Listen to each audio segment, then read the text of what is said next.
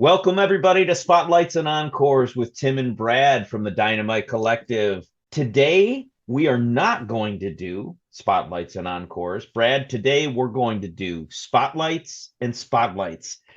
We've got a great interview with an incredible artist, and there's a very, very special reason why we're going to spotlight on her and have an additional spotlight segment that we're going to talk about right now. And that's because, ladies and gentlemen, Bradley Poore has released another book. Opera Andy is now available. Congratulations, Brad. I'd like to talk about that for a couple minutes.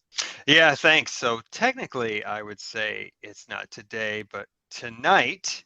It's a little dark outside at the moment. It's a little late here. So Opera Andy, it is out. It is available. It is Phelan and I have worked on it for roughly 2 years, I think, to get the illustration and the story and everything right. Illustration, I should point out that I basically turned her loose with my awful, terrible stick figure drawings that I gave her. I think we'll take a look. I think we'll take a look at that. That's. I'm excited. I think I did show up. So she's so good and so creative that I had to give her very little direction after that. And so it was a bit of editing after that, as far as to get the right image on the right page and to get the story within the picture without taking anything away from it. So that took a bit of work, but other than that, it's been a real joy. It's been amazing to see it in my hand and in other people's hands. It was really a labor of love, but it's been worth all of the time and effort that has been put in. It's been fantastic. Yeah, it's so exciting. I've had the opportunity to, of course, have a couple of advanced issues of the book, and to be able to see some teachers that I know light up when they read the book and hear the feedback from when some children got the first opportunity to hear the book. It's all really, really great. Really excited about that. And for anybody who is paying attention, I know there's at least, let's see, two or three of my sisters that actually watch the podcast videos. Two or three of my sisters. One of them asked, you haven't had a video in a while. Where's everybody been? And I've been on vacation. Brad, what have you been up to? I think I've heard you showing up at some coffee shops. You've been at some event at the library. Like, what have you been doing all summer? Well, there's been a lot of time spent in the mines. Really, panning for gold doesn't pay out anymore, so you really got to get in there and get your hands dirty. Really, it's mining for gold is tough these days. Other than that, it's been the Ann Arbor Book Festival has come and gone, and we had a table there and sold a few books and met some really nice people. Had a couple other authors come out and spend time with us. I'm part of a local authors group which does some events around the southeastern Michigan, Canton, Ann Arbor, Novi. I did an event with them in Canton. I've got some more events coming up. It's we go to the Sweetwater's Coffee and Tea Shop and we hang out and we talk to folks when they come in, and they come and peruse our books and see if anything catches their eye. I did not have Opera Andy ready the last time I did an event there, so it's pretty exciting to be able to take that back. It's been really busy, and we're trying to get ready for Portland Book Festival, which is a really big deal. So there's a lot going on in the book world for me at the moment. Yeah, Brad's been doing all the work here, and that's kind of the point I wanted to get to. Is the calendar has been busy, but the calendar is also really, really full. So we'll post a detailed list of some of those events that Brad mentioned that are going to be happening in the next month or two in Southeast Michigan. I think it's fair to say 2 or 3 in Southeast Michigan. And then for anybody over on my side of the country, we are very, very excited and looking forward to having a table, a display, great conversations, having all our books ready and available at the Portland Book Fair, which is coming up in November. So really do hope that anybody on this side of the country, heck, even come out from Michigan if you want to, right? Why not? Portland's nice. Oh, the food and the Right. nature and the Yeah, right. homeless. Oh, it's you love it. Come visit. So looking forward to seeing people at the Portland Book Fair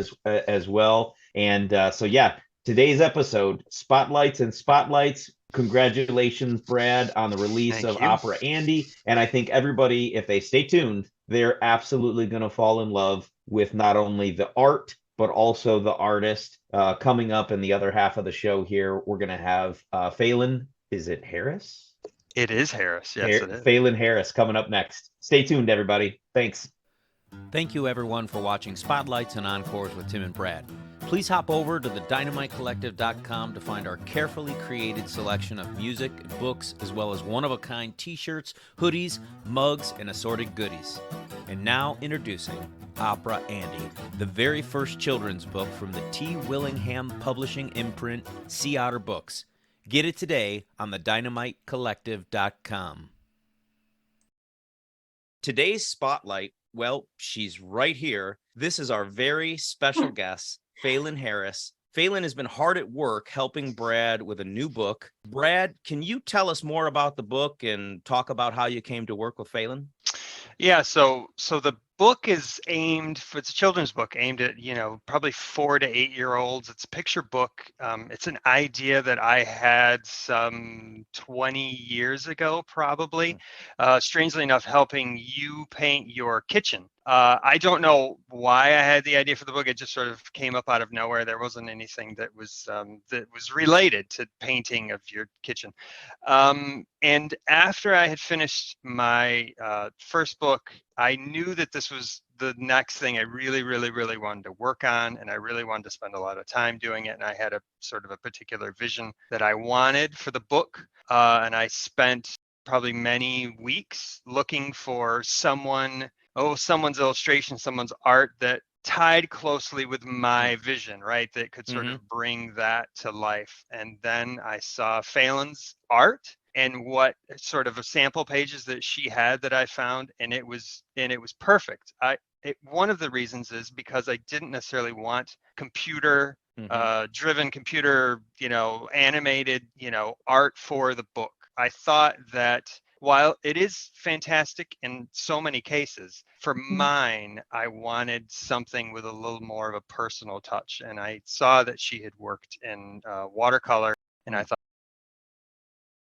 I think from the first sort of sample that she sent me from one of the pages in the book, I knew it was sort of spot on, and I knew it was going to go smoothly from there, which it absolutely has. And the question I have for Phelan, which I've never asked, is sort of kind of a background question, right? Like, is this something you wanted to do your whole life since you were a child? I know that, my daughter is young and she has friends who draw and who really love to draw and love to animate things. Is it something that it just sort of took you as a child, or? Yeah, I actually, when I was a kid, I didn't know it was a thing that you could do. I think I knew peripherally that you could probably grow up to be an illustrator and make beautiful books and stuff like that. But I didn't think about it as a job. I didn't think about it as a career or lifestyle or anything like that. But yeah, I was sitting around in the middle of class, we'd be reading XYZ. I know specifically in 4th grade, I think we were reading The Dawn Treader by C.S. Lewis. And I was obsessed with illustrating pretty much everything in that book, because there was something about the visuals, the specific descriptions, especially the colors of the actual ship, the Dawn Treader. I was just like, I want to see what this actually looks like, because the book had no pictures. And I was like, this book deserves pictures. This is fun. This is like, I was at a point as a kid, like I realized I could put my imagination on a piece of paper. And so, I was already obsessed with descriptive paragraphs in books. Like if it was telling about what something looked like or how someone's face was shaped, I was like, I have to use that. This is the good part of reading a book, is going to a different place, having, TV in your head. And so I've done it since I was a kid, but it didn't occur to me that I could make it into a job until I graduated college. So it was like, maybe I should actually give this a shot. This might really be fun. So yeah. I think, from sort of what you described, one of the things is that there's been such a rise in graphic novels, I suppose, right? And they'll so many non-graphic novel, just sort of hardcover, story-driven books have been turned into. They sort of take them and then add pictures to them now. It's sort of the thing that's happening, right? They're old classics that you can go to the bookshop and you can get, old sort of Dickens stories or Moby Dick or whatever, and now they're in graphic novel form. And so I think that's really caught on it seems like it's been the last 5-10 years, right, that it's just sort of exploded into that. So I guess it's sort of aimed for the visual learner, right, or somebody who sort of needs that as they go along, who from my understanding, not everyone sees pictures of things in their head, which I didn't know about this until within the last year. I thought everybody visualized everything. And so, right, when they read books, they could see that in their head, but apparently I had no idea. Is this some sort of voodoo science that I didn't know anything about? I don't know. I didn't ever know about this.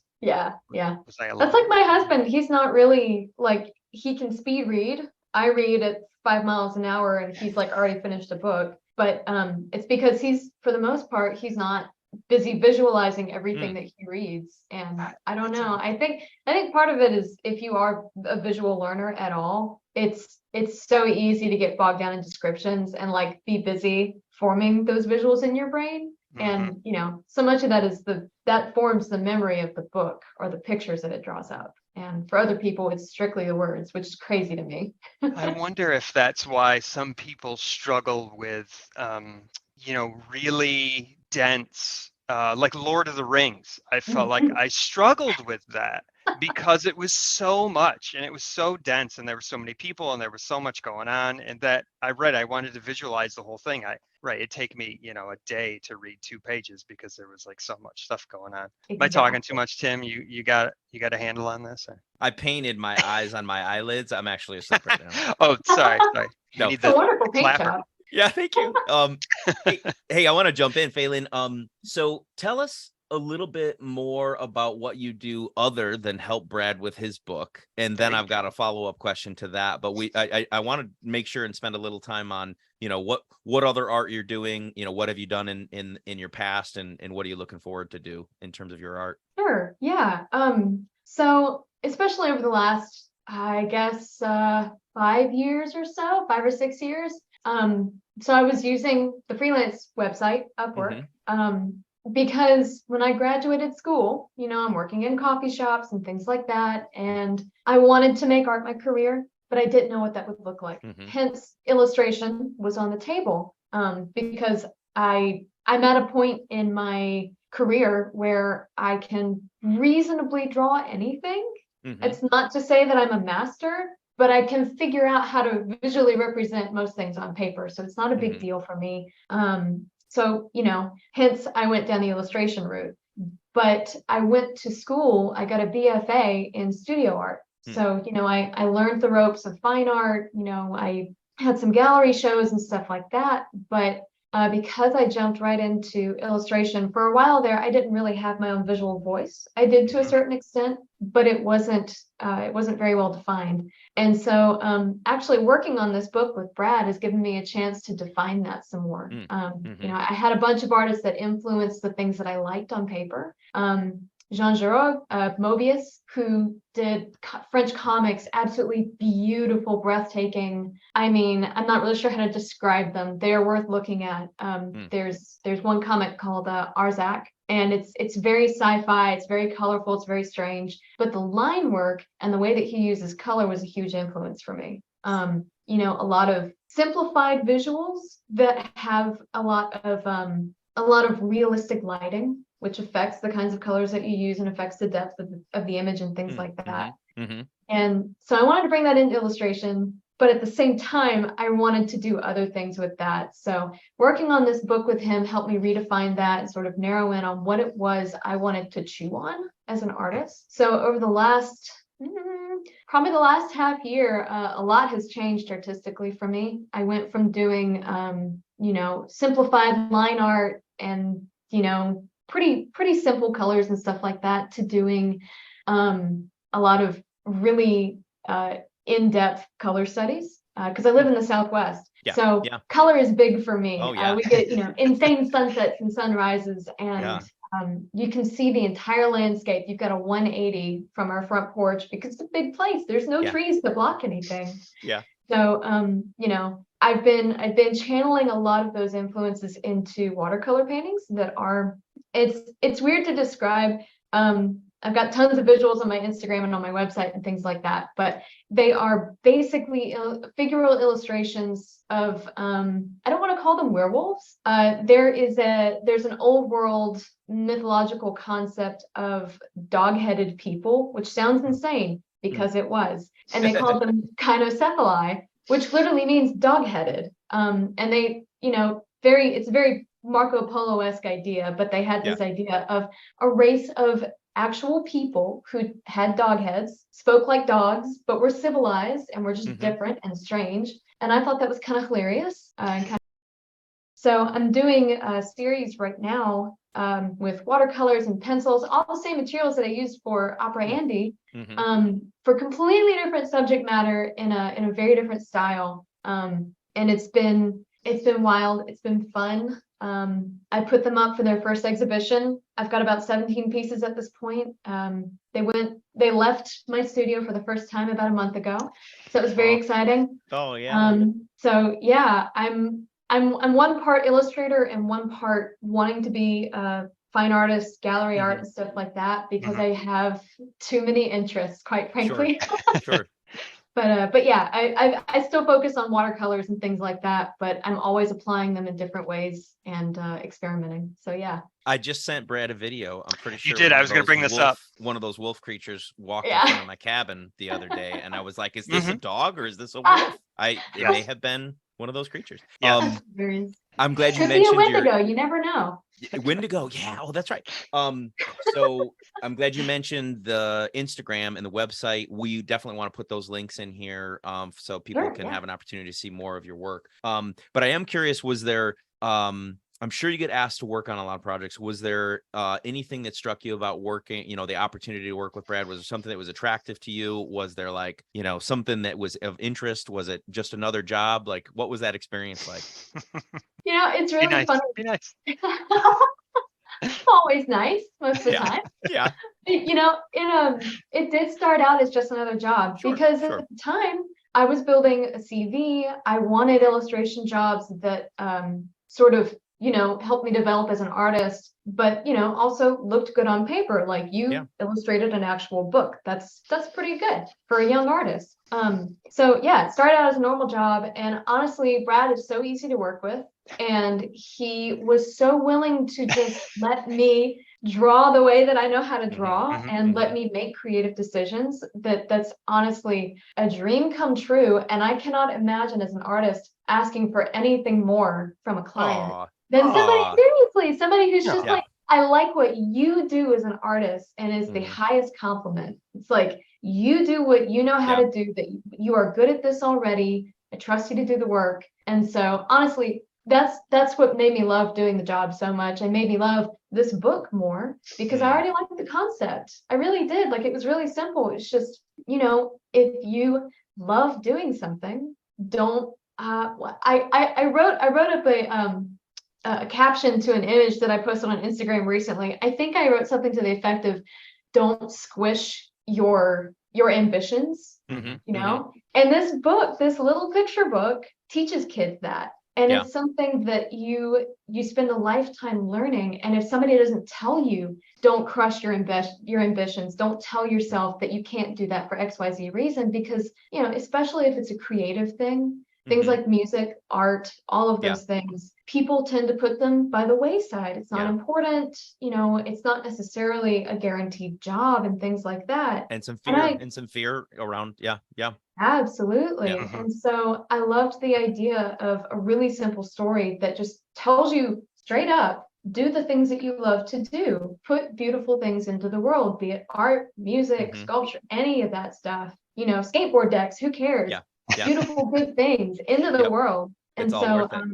Yeah, it's worth Mhm. it. And That is that really really beautiful. attracted me to Yeah. it. Yeah, really beautiful. And it sounds like, Brad's journey as an artist, as a writer as well, which is like take that leap, take that risk. And I think he and I have talked about, this may seem kind of silly, but I think he and I have talked about this in terms of tattoos. Like when we find an artist that we love, there's an element that I think we've both done where we're like, you do what I trust you. You do what you do. And this is a commitment, right? We're like, this is for a tattoo. Like you do what you do, and I have absolute faith that it's going to be wonderful. And I think that's in talking to Brad through this process, I know that that's how he felt about working with you on the book. So yeah, excellent. Well, Brad, without further ado, we're going to show a little bit of the art. I think if people were looking very closely, they may have seen just a little snapshot of Opera Andy on the publishing website. But we're going to take another look at an image here in just a minute. So if there's anything else you want to say. No, it's been a real learning process. Sitting down and writing fiction or nonfiction is so different.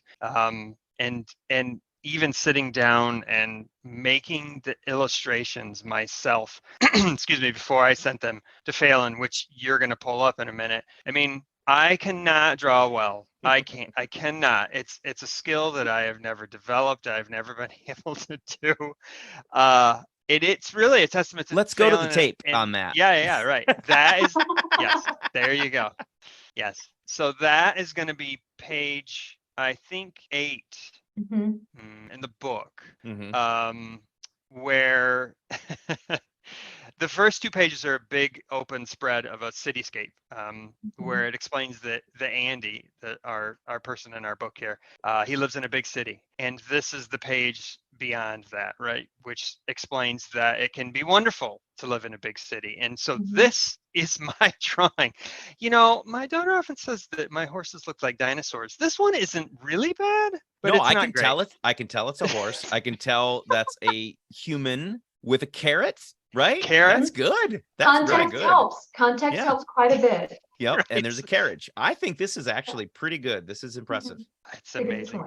So yes, this is one of the images that Phelan had to work off of, and I assume, and next you'll show hers, which is this is magic. This is magic, and this is a testament to some skill. If I may posit, please. You doing these little drawings made a huge difference because a lot of clients are not brave enough to do a terrible drawing to explain what they want. This is very good in a lot of ways. That's good to know. And I think, I hope, I really do hope that somebody hears that and that inspires them to say, do the terrible drawing, right? Like so often, so often some kind of illustration helps put the idea, pushes it forward. And so that's great to hear that it helps an illustrator as well. And so here is the magic that is absolutely, when I looked at these side by side, unbelievable that you could start at that and then end up at this. And Phelan, I didn't want to spoil earlier in the podcast by sharing this, but I hit on this word as I first spoke to you, and it's not any kind of discredit towards the Opera Andy book, but when I saw some of your early art, it just legitimized everything, made it all real. It's incredible. Look at this. Look at this. Wow, thank you so much. Yeah, no, it's amazing. It's amazing. I wish I could do it. I wish I could. You can, but it takes a long time. I'll say about it. Everybody can do it. You sound like Bob Ross. I need another college degree is what I need. I need to go back. Exactly. Visual arts or something. Isn't that amazing from my stick person drawing? And we had discussions about sort of times of the year. There's this picture is very similar to one that'll come up later in the book. And now it's fall when Andy is here feeding the horse, and then I think we're in winter, aren't we? It's like late winter, I think, when we see him next doing this same sort of thing. So this is one of the things he likes about living in the big city, feeding horses. So yeah. Phelan, can you talk just a little bit more about the technique here? So my feeling is there's some pencil work, but then I know that it's watercolor style. Can you talk just a little bit about that for us that are uneducated? Sure. So I guess I'll start with just the step-by-step process of how I like to lay out a drawing. I always do a pencil under drawing.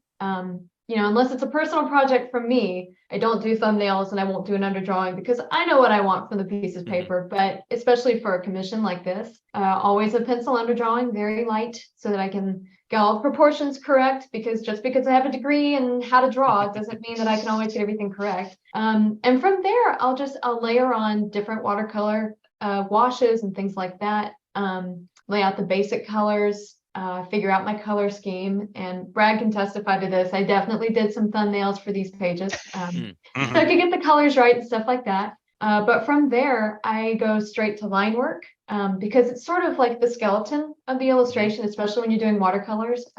For me personally, I like to have a little bit of line work. It provides structure to something as watery as watercolor. And then a lot of accent colors, certain textures and things like that I like to bring out with the colored pencils. I've only got a couple of really specific colors that I use throughout Opera Andy. I have a really nice dark blue pencil, and it's a nice dense lead. It's got tons of pigment. I think it's ultramarine, not phthalo blue, so it's kind of a warm, really nice dark rich blue. And so for a lot of the shadows, I would go in and just use that pencil dry, because it is a watercolor pencil. So every now and then I would re-add water to sort of deepen the shadows and things like that. Okay. Because blue shadows are one of my favorite things in the world. I think they're magical because they're only blue because the sky is up there. Yeah. And so it brings a certain dose of reality to something kind of colorful and fanciful. But that's about it. It's a really simple process. Especially with this book, I didn't try to beat it to death. I was just like, you know what? Simple shapes, clean colors, bright enough to get a kid's attention to be like, oh, what is this? Yeah. And so I thought a lot about books that inspired me as a kid, illustrators and, book formats that I would look at. I'd be like, yes, this is a good illustration. I want to do this. Or, I want to reread this multiple times. So yeah, that's about it. Yeah. It's a really simple process when you break it down. I have a really childlike mind, and the reds, the oranges. I like how the background of the page, blends from red to orange, and I could imagine. I can see a child, spending time on the little details here, the shoes, the fruit, really, really amazing detail. Yeah, absolutely love it. Phelan, I don't know if Brad told you or not, but you've probably heard of this, that I'm pretty well known for being someone who hangs on to really old things. My nickname is the Archive. I don't want to brag. But I mentioned kind of a big deal. So I have one last question for you, and this is just total curiosity. Do you have any of your drawings that you may have done from Dawn Treader or any of those old books from when you were very, very young? I wish to God that I had the illustrations that I did from the Dawn Treader, because it's really funny. I was just a kid, but it was at that point in my life when I really started to fill out as an artist, like, doing full illustrations, full pages, not just like a doodle or something. I do have a couple of journals that, due to a promise that I made to myself several years ago, I'm not at liberty to share because they are embarrassing. Sure. But I've definitely got some old pictures. I have illustrations of horses, actually. It was my obsession because I loved horses as a kid, and so I got very good. I actually got to a point where I could draw horses with my eyes closed. Oh wow! I don't think I can do that anymore.